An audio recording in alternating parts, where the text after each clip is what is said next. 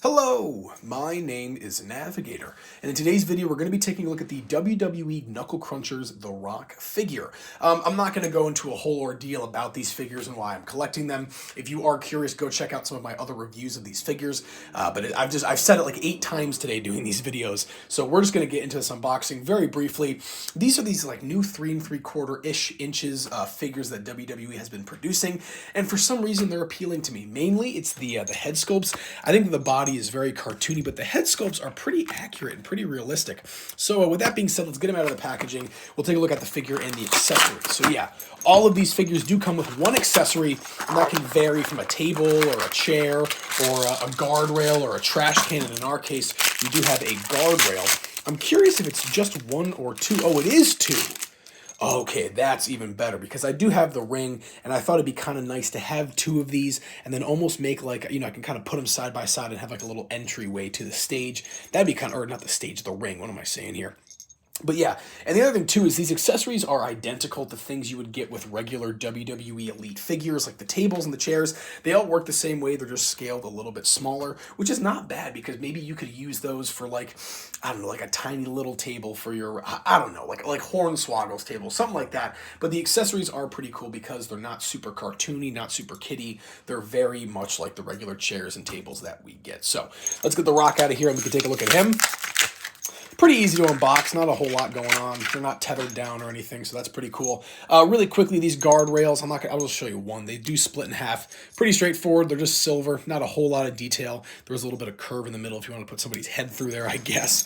And yeah, I guess they snap pretty easily too, huh? So there's that. And then finally here we can take a look at the Rock figure itself. Not bad. There's a lot of detail on here. So starting up down here on the boots, it's just black boots, black knee pads, nothing crazy. On the front of the shorts there, on the trunks, he's got The Rock right there. And then on the back, it's got the Brahma Bull. He's got black armbands. Not a whole lot going on with the detail aside from the trunks, but that head is really nice, I do have to say.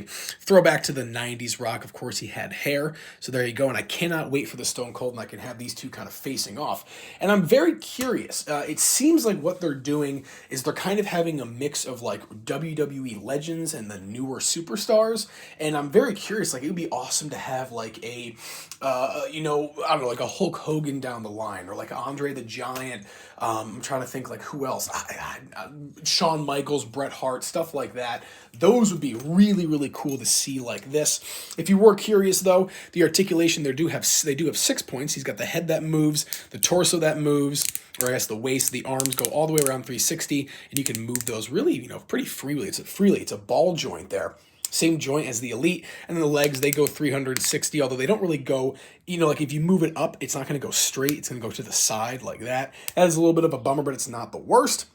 And then, yeah, the other thing, too, is they're pretty flexible. Like, if you wanted to bend these arms together to hold an accessory better, they do that pretty easily. There's no, like, action feature on there, and the whole Knuckle Cruncher gimmick is literally just this. I don't know if you guys can hear that, but like that crack when they move, that's the whole gimmick with these figures. And yeah, so I'll leave it there. One other thing I can say is I'm curious what other rings they're going to have. It seems like with every wave, they'll put out a different ring. I'm assuming that since the first wave was the Raw ring, which I do have reviewed here on the channel, the second one will be like SmackDown, and then maybe for wave 3, they could do like a retro ring or something, or maybe like NXT. Who knows? But I do like this line a lot for some unknown reason, but I will leave it there, guys. If you are curious, I do have reviews now, since I've unboxed this one, of all of the series or wave 1 of these Knuckle Cruncher figures, and I definitely suggest going and taking a look at them at Walmart, see if you like them. Maybe grab them for your kids. They're definitely more kid-oriented, but it's not bad. My favorite thing about it, again, I know I keep harping on this, is the accessories that it comes with in the head sculpt. If these were just very basic figures, they didn't have accessories, I wouldn't be interested in them, but I don't know. There's just something about it. They got that charm. But I am ranting right now, so I'll leave it there. And with that being said, guys, my name is Navigator. Have a nice day. Take care.